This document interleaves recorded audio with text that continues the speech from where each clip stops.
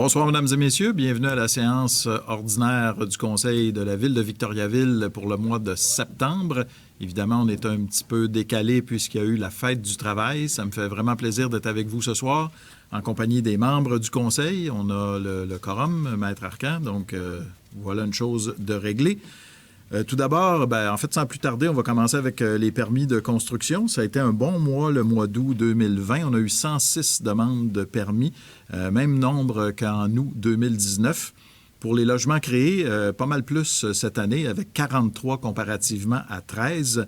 Et pour ce qui est de la valeur déclarée, c'est aussi plus élevé que l'an dernier, avec 8,3 millions de dollars comparativement à 6,5 millions en 2019. Il y a un permis qui a fait une grosse différence pour le mois d'août 2020, c'est la construction d'un 30 logements sur la rue Gendron pour 4 950 000 dollars.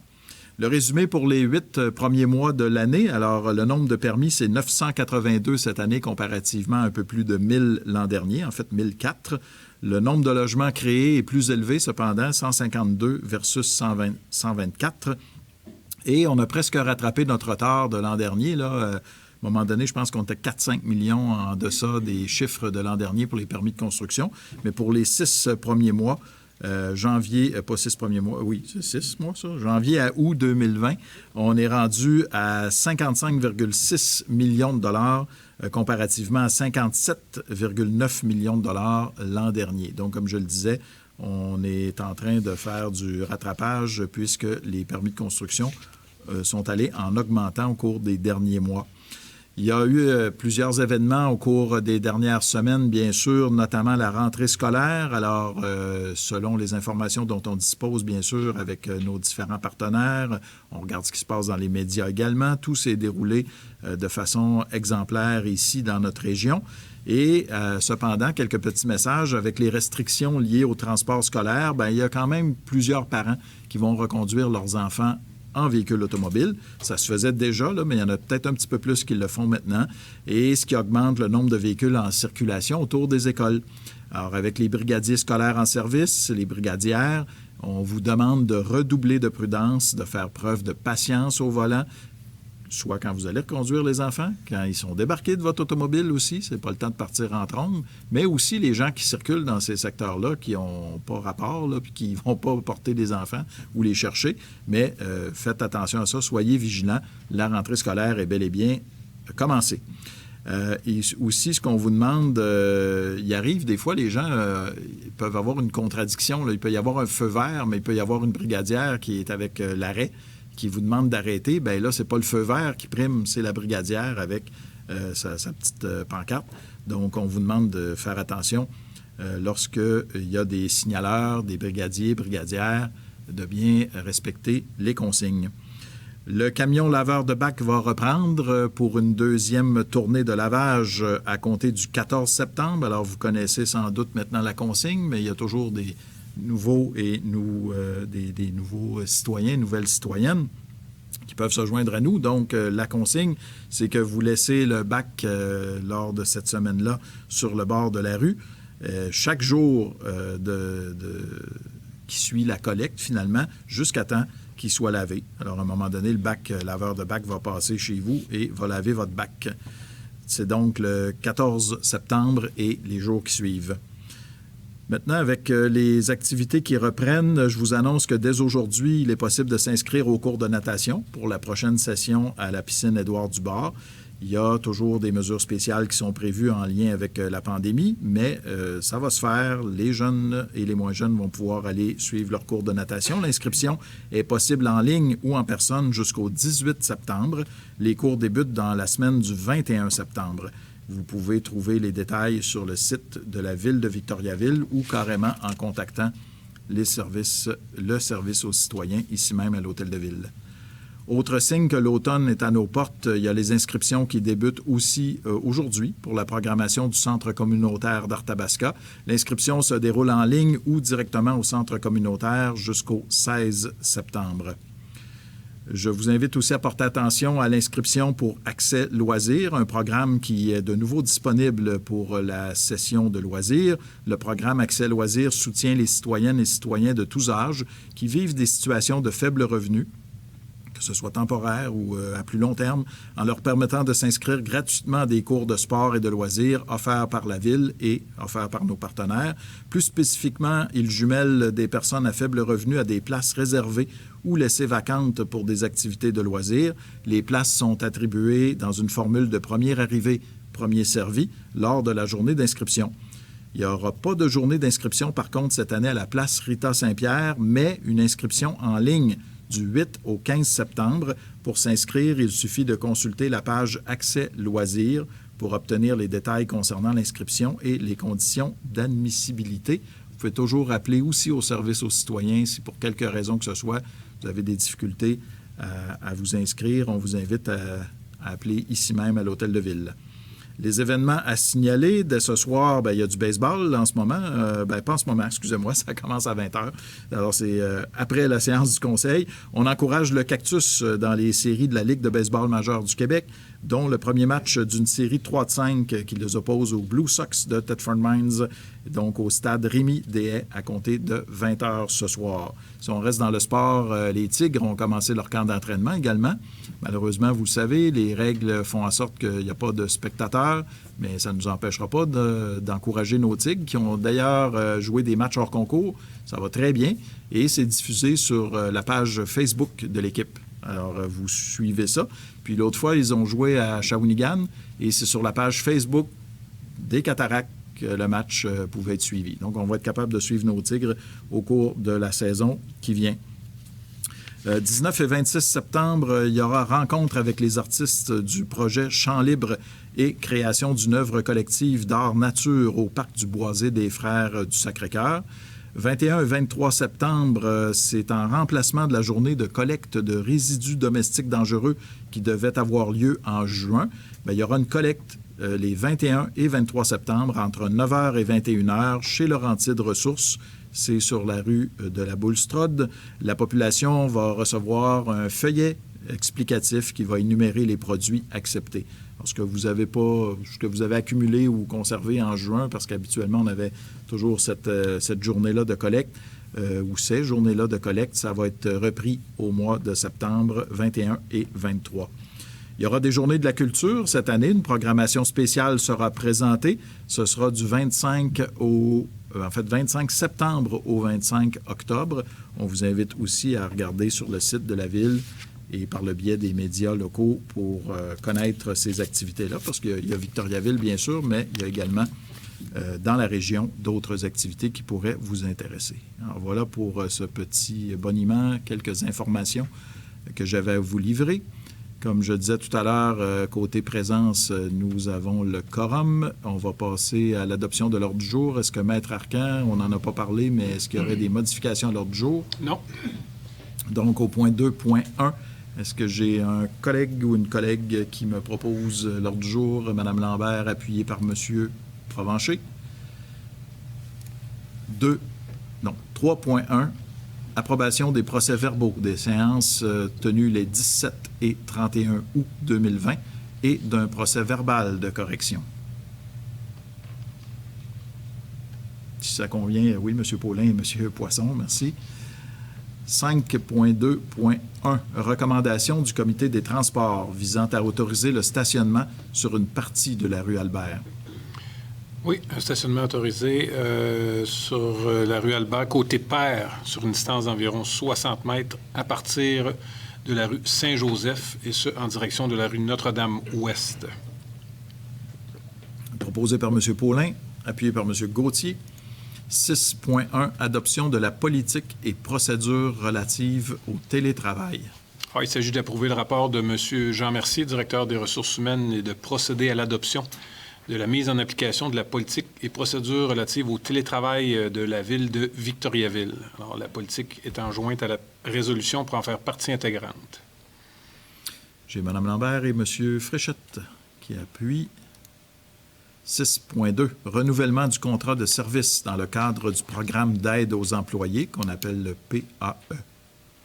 Effectivement, il s'agit d'approuver, comme on le fait annuellement, le rapport de M. Mercier, d'autoriser le renouvellement du contrat de service avec la firme Optima Santé Globale dans le cadre du programme d'aide aux employés et de débourser les frais exigés de 2,65 par mois par certificat d'assurance collective.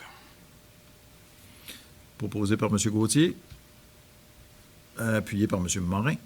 6.3, nomination d'une personne sur une base permanente au poste cadre de coordonnateur au sein du service du génie, division des transports.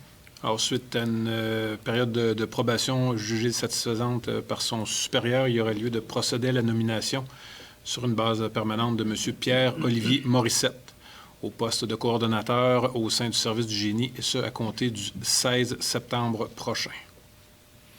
Mme Moreau et Mme Lambert.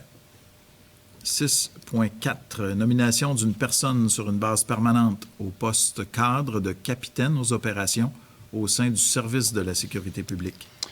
Oui, dans ce cas-ci, il s'agit de procéder à la nomination sur une base permanente de M. Yann Fournier au poste cadre de capitaine aux opérations, et ce, à compter du 17 septembre 2020. M. Gauthier et M. Poisson. 6.5, embauche de personnes au poste de pompier à temps partiel sur une liste de rappel au sein du service de la sécurité publique, division des incendies.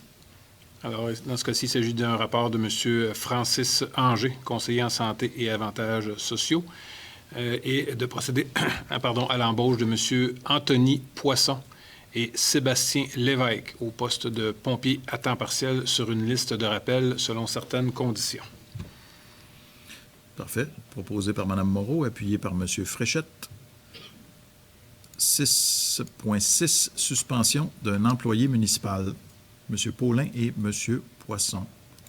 7.1.1, adoption d'une résolution autorisant les modifications de l'affectation des activités de fonctionnement et de l'excédent de fonctionnement de la municipalité. Oui, en fait, il s'agit d'une modification représentant aux activités de fonctionnement pour un montant de 32 000 $. Entre autres, il s'agit de montants affectés pour l'acquisition de bancs dans le vieil Arthabasca. Mme Lambert, appuyée par Mme Moreau. 7.1.2, liste des comptes pour le mois d'août 2020, totalisant 10 163 420 $ et 33 sous. M. Gauthier et quelqu'un d'autre. Mme Moreau. Au point 8.1.1, dépôt de divers certificats d'enregistrement. Alors, à titre de greffier, je vais déposer les différents certificats d'enregistrement tenus suite à un processus de consultation écrit auprès des personnes habiles à voter. On parle du règlement numéro 1361-2020 qui visait à modifier le règlement d'emprunt 1101-2015 pour ajuster les montants de la dépense et l'emprunt de 2 700 000 $. Il s'agissait des travaux d'exécution, de réfection, de réhabilitation, d'études hydrauliques, d'auscultation des réseaux, ainsi que le règlement d'emprunt numéro 1363-2020, décrétant l'emprunt d'une somme de 2 211 000 $ en vue de financer les dépenses dans le cadre de la construction d'une piste multifonctionnelle sur le boulevard Jutra-Est. Alors, pendant la période de 15 jours, aucun citoyen ne s'est manifesté. Alors, les certificats établissent que les deux règlements sont réputés approuvés par les personnes habiles à voter. Alors, il s'agit d'un dépôt, tout simplement. Merci, Maître Arcan. 8.1.2, projet d'acte de servitude à intervenir entre Couche-Tard Incorporé et la Ville de Victoriaville. Alors, il s'agit d'autoriser la signature du projet d'acte de servitude à intervenir, comme vous l'avez mentionné, entre Couche-Tard et la Ville de Victo. Projet d'acte préparé par Maître Thierry Lefebvre, notaire, relativement à l'établissement d'une servitude pour le passage, l'installation, le maintien et l'entretien des conduites d'aqueduc et d'égouts affectant l'immeuble situé au numéro 35 boulevard Arthabasca-Est. M. Poisson propose. Mme Lambert appuie. 8.1.3, désignation des fourrières pour la garde des véhicules saisis en application des dispositions du Code de la sécurité routière. Voilà. Alors, en vertu des dispositions du Code de la sécurité routière, la Ville a le pouvoir de désigner des fourrières. Alors, il y aurait lieu d'ajouter aux fourrières déjà existantes le commerce Charret International, situé au 275 boulevard Pierre-Roux-Est, le tout conditionnellement à ce que les terrains constituant la fourrière soient aménagés selon les exigences de la Société de l'assurance automobile du Québec et des règlements municipaux en vigueur, de manière à ce qu'ils ne soient pas accessibles aux intrus et que l'accès en soit contrôlé. Alors, ce sera la 6e fourrière désignée sur le territoire de la municipalité. M. Fréchette et Mme Lambert. 10.4.1, adoption d'une résolution autorisant l'amnistie des frais de retard inscrits au dossier des abonnés des bibliothèques. Peut-être quelques explications, Maître Arcan, avant de vous passer la parole. Finalement, on constate que des fois, des gens qui empruntent des livres, des documents, et qui ne les remettent pas se rendent compte que le retard fait en sorte qu'ils auraient une amende assez salée à payer. Ils préfèrent ne pas revenir à la bibliothèque porter le document. Nous, on veut récupérer nos documents, donc on préfère laisser faire les amendes et récupérer nos documents. Donc, c'est ça, une forme d'amnistie. Donc, on va le publiciser, on va le faire savoir aux gens qu'ils vont pouvoir venir remettre les documents. Il y a des oublis qui se font des fois. Des fois, c'est des livres... ça peut être des livres pour enfants qui se retrouvent cachés en dessous d'un matelas. On ne sait pas. Il y a toutes sortes de situations qui peuvent se produire qui font en sorte qu'on n'a pas retourné un livre à temps. Des fois, c'est de la négligence. Ça peut arriver aussi. Mais on va vous offrir cette possibilité-là de venir reporter vos livres, vos documents, sans avoir à payer une amende. Alors, ça se fait ailleurs. On l'a vu de plus en plus, d'ailleurs, parce que c'est ça le but recherché. Dans le fond, c'est pas de faire de l'argent avec ça. Cependant, comme un de nos collègues, justement, le mentionnait, il y a des fois un problème qu'on vit aussi, c'est quand des livres sont nouveaux. Alors, tout ce qui est nouveauté, ça, on aime ça le récupérer assez rapidement aussi parce que les gens courent après ça. Là. Il y a un livre qui est bien populaire, puis les gens veulent le lire. Mais si quelqu'un le garde chez eux, ne le retourne pas parce qu'il ne veut pas payer l'amende, bien ça, c'est une problématique également. Donc, on va procéder à cette amnistie-là qui va faire en sorte qu'on souhaite, en tout cas, qu'on récupère le plus de documents possible. Alors, Maître Arcan? Oui, alors il s'agit d'approuver le rapport de Nathalie Hébert et d'autoriser l'amnistie des frais de retard inscrits au dossier des abonnés actifs des bibliothèques.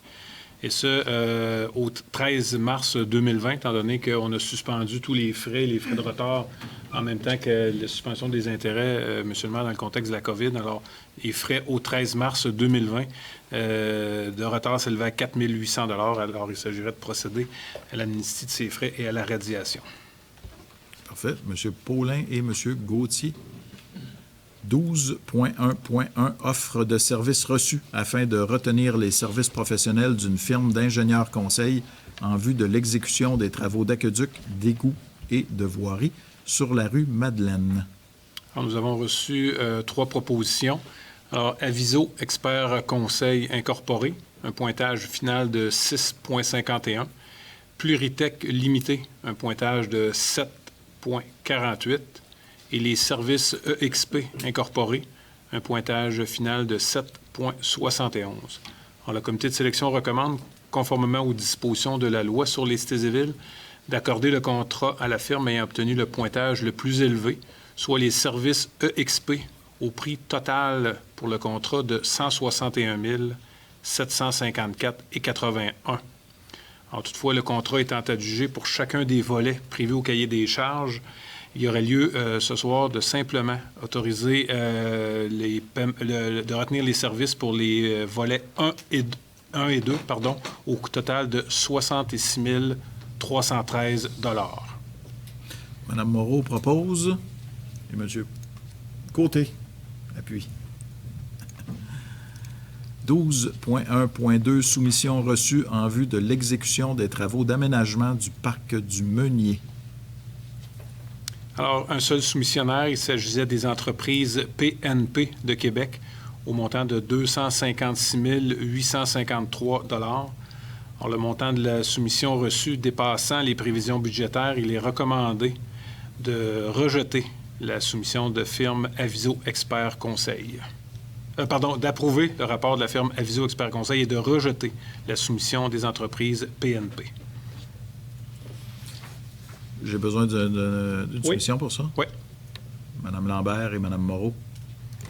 12.2.1, adoption du second projet de résolution concernant le règlement numéro 1268-2019 relatif aux projets particuliers de construction, de modification ou d'occupation d'un immeuble, PPC moi, concernant l'immeuble situé au numéro 748, boulevard des Bois-Francs Sud.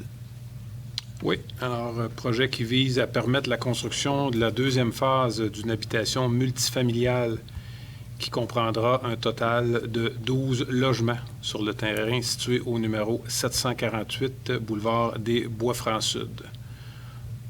De plus, dans ce contexte-là, il y aurait lieu que le conseil municipal remplace la procédure d'enregistrement des personnes appelées à voter par un processus de consultation écrite de 15 jours, tel qu'il est toujours autorisé par l'arrêté ministériel numéro 2020-033. Monsieur Paulin et Monsieur Gauthier. Excusez-moi. J'espère que j'ai fermé mon téléphone. Ça serait... Oui. Merci. Au point 12.3.1, pas beaucoup de dérogations mineures, une seule demande de dérogation mineure concernant l'immeuble situé au numéro 129 rue des Roses. Demande qui fut formulée par M. Nicolas Vaillancourt concernant l'immeuble situé au 129 rue des Roses. Alors, le CCU, dans ce cadre-là, dans le cadre de cette demande, recommande au Conseil de refuser la demande de dérogation mineure telle qu'elle a été formulée. Alors, M. Poisson et Mme Lambert. 12.4.1, rapport du Comité consultatif d'urbanisme de la Ville de Victoriaville relatif à des projets ayant trait au plan d'implantation et d'intégration architecturale, PIIA.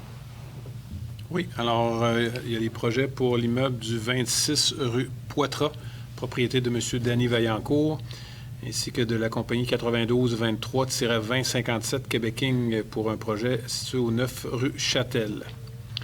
De plus, le CCE recommande d'accepter conditionnellement les projets suivants. Alors, le projet de M. Sotirios Papadimitriou pour le 6 à 14 rue Carignan, projet de la compagnie 9232-6107 Québec Inc. pour l'immeuble du 106-126 Notre-Dame-Ouest. Également, un projet pour l'immeuble du 12-15 Notre-Dame-Est par la compagnie 90-84-91-94 Québec Inc., ainsi que pour Mme Renée Léonard et M. Sébastien Girard pour le 24 rue Laurier-Ouest et M. Jacques Roy pour l'immeuble du 58-70 rue Notre-Dame-Ouest. Également, dans le cadre de ces PIA, il est résolu d'accepter partiellement les projets de la compagnie 9407-2543 Québec Inc. pour le 59 rue Thibault, ainsi que pour le 59B rue Thibault. En terminant, il y aurait lieu de refuser le projet présenté par Mme Mélanie Goulet et M. Danny Baudouin pour l'immeuble du 46A rue Perrault. Mme Moreau et M. Fréchette. 13.1.1. Adoption d'une résolution autorisant la Ville de Drummondville à préparer, au nom de la Ville de Victoriaville, les appels d'offres requis en vue de l'achat regroupé de produits chimiques. Alors, effectivement, la loi sur les cités et villes, à l'article 29.5, permet à la Ville de conclure avec une autre municipalité une entente ayant pour objet l'achat de matériel ou de matériaux. Alors, dans ce cas-ci, il y a lieu de mandater la Ville de Drummondville de procéder, au nom de la Ville de Victoriaville, à un achat regroupé de produits chimiques nécessaires aux opérations de traitement des eaux pour les années 2021, 2022 ainsi que 2023. M. Poisson et M. Gauthier. 13.1.2 demande à être formulée au ministère du Développement durable, de l'Environnement et de la lutte contre les changements climatiques en vue de l'obtention d'un certificat d'autorisation dans le cadre de la désinfection par lumière ultraviolette à l'usine d'eau potable Amel. Voilà. Et également à présenter tout engagement en lien avec cette demande. La Ville de Victoriaville, avec différents engagements. Alors, on demande la possibilité de déposer la demande et d'autoriser la firme Pluritech à présenter cette demande-là pour et au nom de la Ville de Victoriaville. Alors, proposé par Mme Lambert, appuyé par M. Fréchette. 14.1.1, avis de motion à être donné d'un règlement décrétant l'imposition d'une compensation à l'égard de certains immeubles assujettis à des travaux d'entretien du cours d'eau Marcoux et dépôt du projet de règlement numéro 1365-2020. Voilà. Alors, c'est pour décréter des contreparties, en fait, aux propriétaires riverains. Là, on comprend que c'est la MRC qui a la gestion des cours d'eau. Alors, on répartit à ce moment-là les frais aux riverains. Pour ceux qui se posaient la question, ce cours d'eau-là est situé là, dans le secteur P10, Gamache et Laurent-Chicago. Merci, M. Côté. 14.1.2. Avis de motion à être donné d'un règlement modifiant le règlement numéro 1343-2020, décrétant l'épandage de granulats concassés et l'asphaltage de la rue Patrick et dépôt du projet de règlement numéro 1369-2020. Oui, il s'agit d'un règlement modifiant le règlement déjà existant. La modification vise à échelonner, ou étalonner, je m'excuse l'expression, échelonner, les versements sur une période de 24 mois plutôt que les 12 mois initialement prévus. Monsieur le maire, Merci, M. Gauthier. Également, je tiens à le préciser, étant donné qu'il y a des frais d'engager, des sommes d'engager là-dedans, cette procédure-là doit être soumise à l'approbation des personnes habiles à voter. Alors, étant donné le contexte dans lequel nous sommes actuellement, on va demander à ce que ce soit remplacé par un processus de consultation écrite, tel qu'autorisé par le ministère. 14.1.3. Avis de motion à être donné d'un règlement concernant la citation de l'Église Sainte-Famille à titre de bien patrimonial et dépôt du projet de règlement numéro 1370-2020.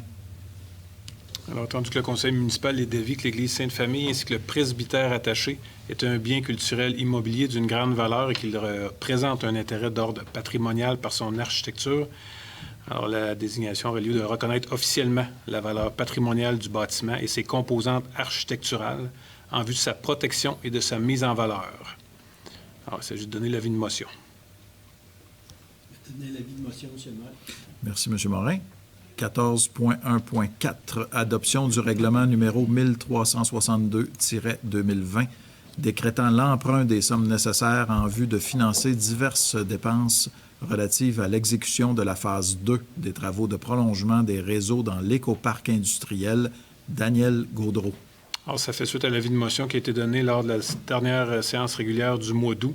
Alors, il s'agit d'adopter le règlement 1362-2020 qui décrète l'emprunt d'une somme de 2 850 000 $ en vue de financer diverses dépenses relatives à l'exécution de la phase 2 des travaux de prolongement des réseaux d'eau potable, d'égouts, d'infrastructures sur les rues situées dans l'écoparc industriel Daniel Gaudreau, incluant la construction de pistes cyclables et d'un bouclage de réseau d'eau potable. Alors, c'est proposé par Mme Lambert, appuyé par M. Gauthier. Également, je tiens à préciser, toujours en vertu de l'arrêté ministériel, qu'on va modifier la journée d'enregistrement par un processus de consultation écrite. 14.1.5. Adoption du règlement numéro 1366-2020, modifiant le règlement d'emprunt numéro 1160-2016, décrétant des dépenses dans le cadre de l'exécution des travaux de prolongement du réseau sur le boulevard Arthabasca-Est. Oui, alors le règlement a pour objet d'augmenter la dépense à 570 000 $ et l'emprunt à 456 800 $. Proposé par M. Gauthier, appuyé par M. Poisson. 14.1.6.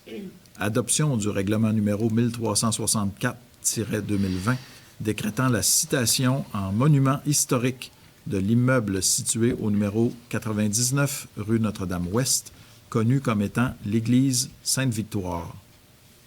Alors, il s'agit d'adopter le règlement là, tel que le titre le mentionne. L'avis de motion avait été donné lors de la dernière séance, M. le maire. Proposé M. Fréchette, Mme Moreau.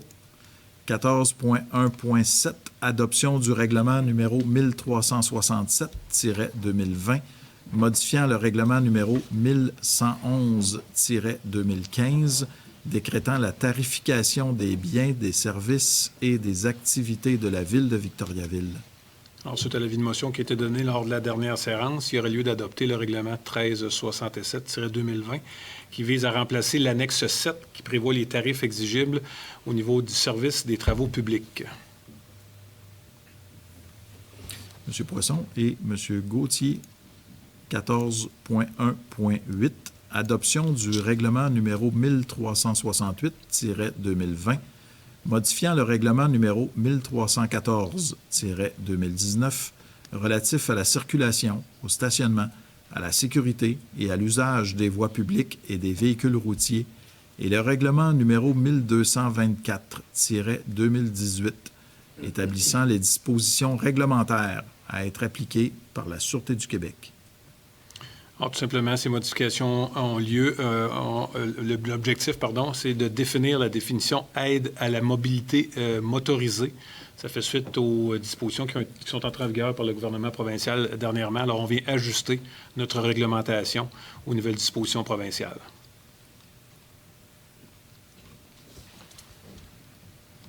Mme Lambert et Mme Moreau.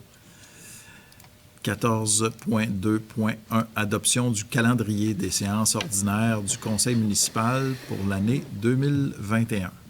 Alors, en vertu des dispositions de l'article 319 de la loi sur les cités et villes, le Conseil municipal se doit d'adopter un calendrier de ces séances. Alors, je comprends qu'on est encore tôt en 2020, mais il y a déjà lieu de prévoir les séances pour 2021. M. Poisson et M. Paulin. 14.2.2, protocole d'entente à intervenir entre la Ville de Victoriaville et le Cégep de Victoriaville concernant l'utilisation du pavillon Jean Béliveau par le club de hockey collégial Vulcain. Voilà. Alors, avec l'arrivée de ce nouveau club de hockey, il y a eu des discussions avec le Cégep de Victoriaville pour l'utilisation, les droits d'utilisation du pavillon Jean Béliveau pour le club de hockey collégial. Alors, il y aurait lieu d'approuver le rapport de Nathalie Hébert et le protocole d'entente intervenir entre la municipalité et le Cégep concernant l'usage du pavillon Jean Béliveau, et ça pour la période se terminant le 31 mai 2025. J'ai un proposeur, M. Gauthier, et appuyé par M. Côté. 14.2.3, reconnaissance des professionnels et gestionnaires en travaux publics à titre de premiers intervenants au Québec.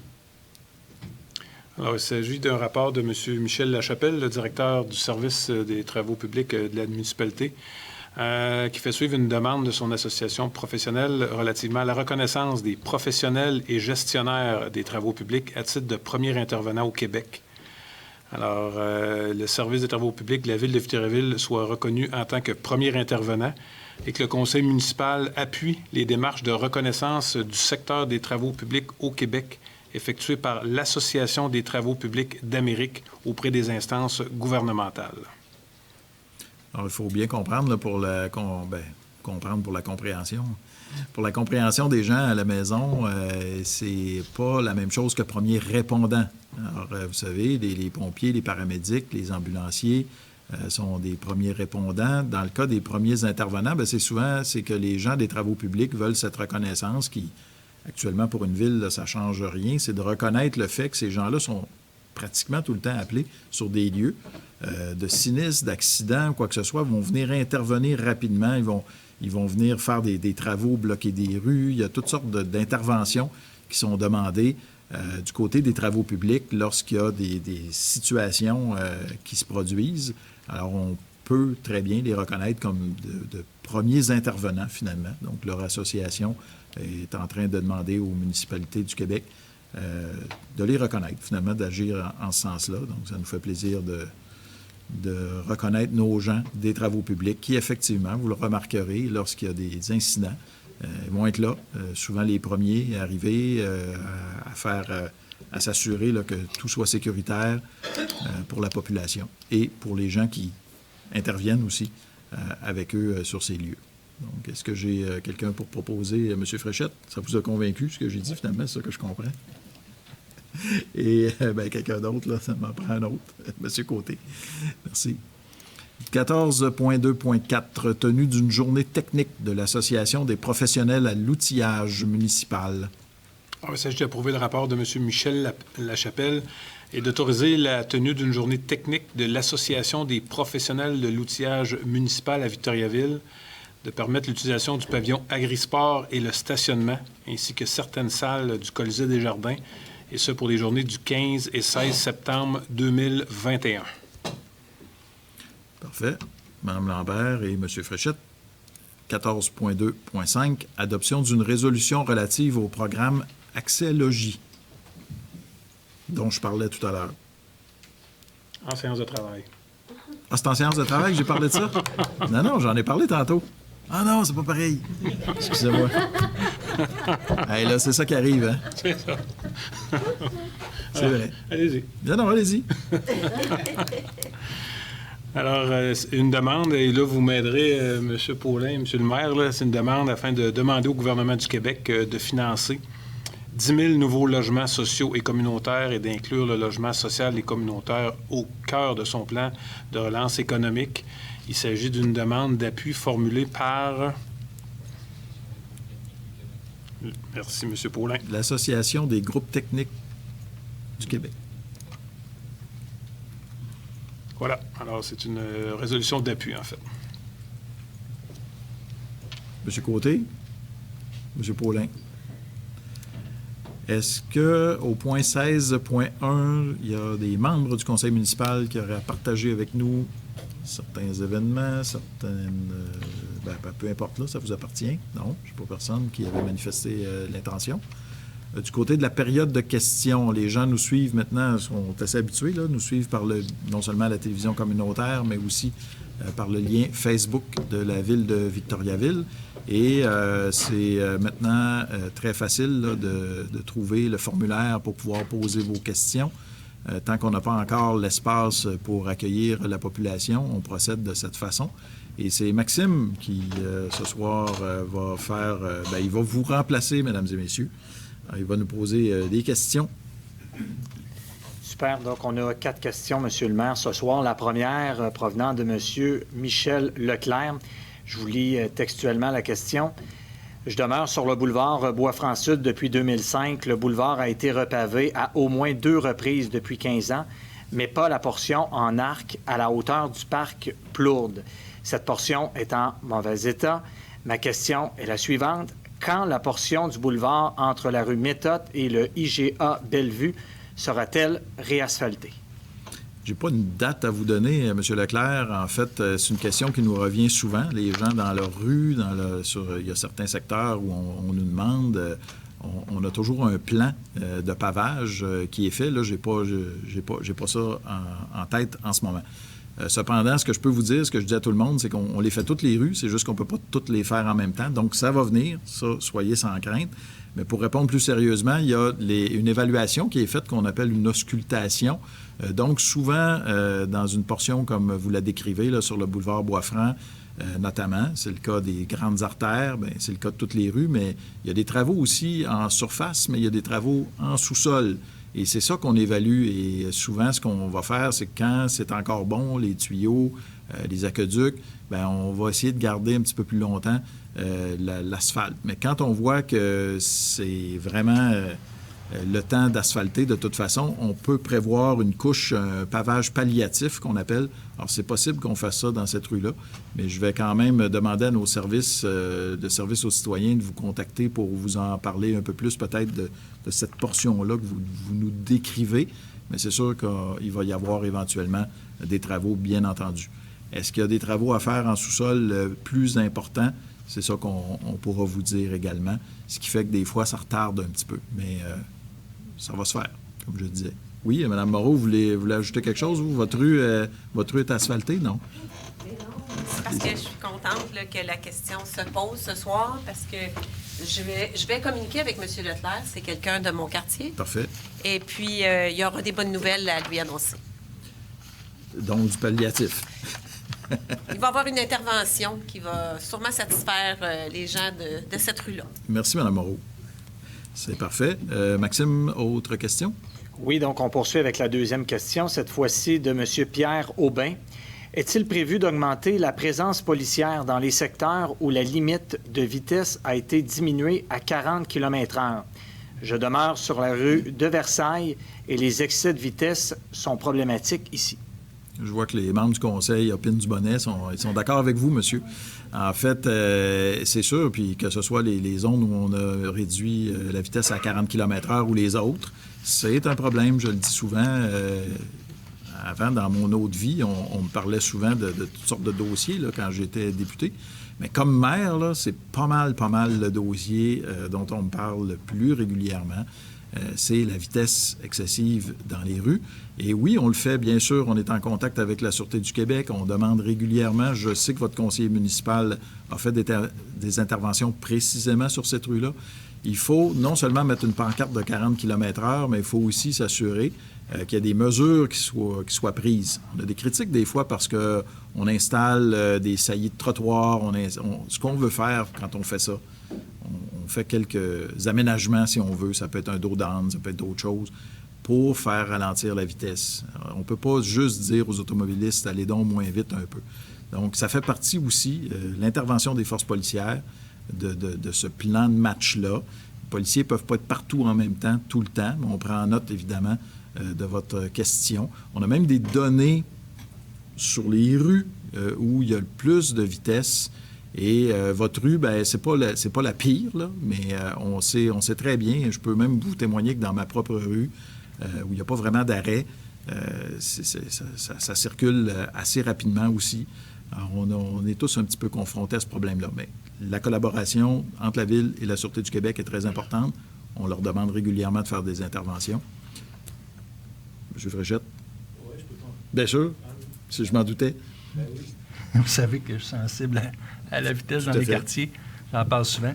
Donc, je vais m'assurer là, pour le citoyen, en plus que la rue Versailles, c'est une rue qui a une école.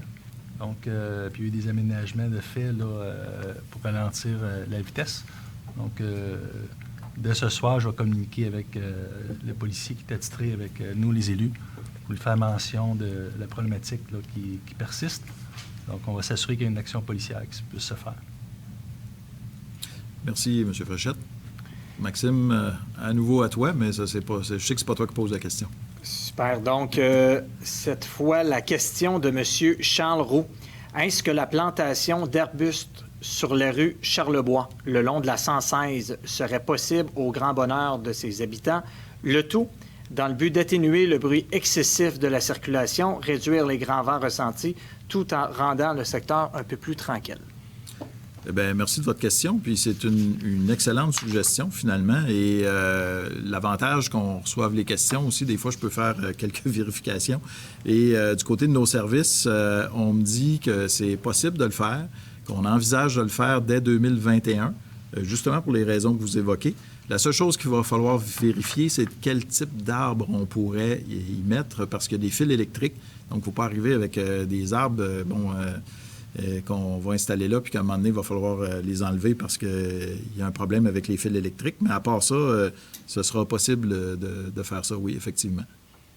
Super. C'est une bonne suggestion, merci. Désolé. Donc, la dernière question de Mme Fréchette et M. Boulanger. À quelle date la rue Notre-Dame reviendra-t-elle à la circulation normale? Le résumé de la séance du 22 juin dernier ne donne aucune date là, quant à la résolution qui a été approuvée. En fait, on donnait une date un peu... on parlait du mois d'octobre, on s'était laissé du jeu, mais c'était pas la date à laquelle on allait mettre fin à cette expérience au centre-ville de Victoriaville. C'est aussi une bonne question. Ça va être bientôt. En fait, on discute avec la SDC, avec qui on avait aussi pris la décision d'installer cette voie temporairement fermée pour pouvoir permettre au commerce, particulièrement les terrasses, de s'étaler, de prendre plus de place. Donc, ça a été une belle expérience. Les gens ont beaucoup apprécié. Je sais que ça a été très fréquenté également, mais toute bonne chose a une fin. Là. L'automne s'en vient. Alors, c'est avec la SDC qui sondait ses clients, ses membres, excusez-moi, qu'on va vous revenir avec ça sous peu. Mais je sais que ça devrait être ça devrait être bientôt. Super. C'était la dernière Pas d'autres questions?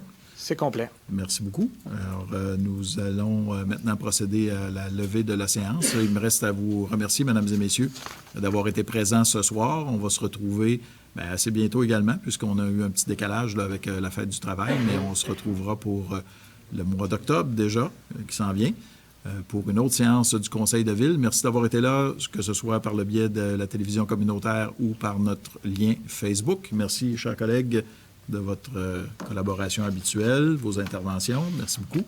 La levée de la séance, maintenant, j'ai Mme Moreau et M. Provencher. Bonne fin de soirée, tout le monde. Merci.